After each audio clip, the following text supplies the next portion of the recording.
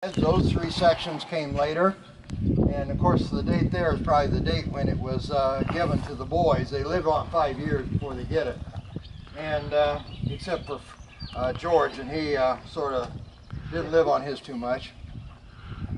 You want to say anything about that, Rex?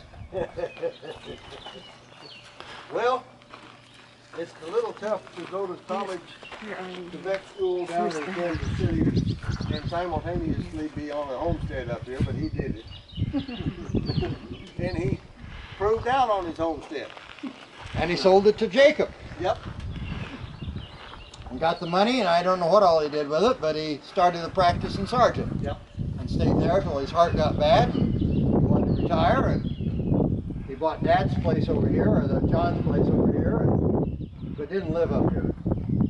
But anyway, Jacob came in here and put up these buildings. He put up this the house, of course, a fairly nice house for the time, 5-bedroom, 4 upstairs, well 5 upstairs, and a small one, so really a 6-bedroom. And probably the first house in Hoop County to have an indoor bathroom. They did that by using the windmill. It's set right over here. You can go around and see the pipe later. And the windmill pumped water to a tank in the top floor up here, and the gravity fed down to the bathroom. The bathroom didn't last too long because the tank upstairs got a leak and they didn't bother to fix it. And by then, see, Grandma Margaret, or Myra, only lived here, what, 5 years, 4 years before she died, something like that. She died 1910. Yeah, and they lived, so she only lived here about 4 or 5 years, or less than 5 probably.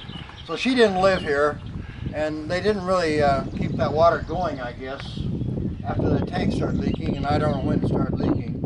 So it was a nice home. The barn is original there, been re-sided and so forth, and he built that. And if you look on the cover,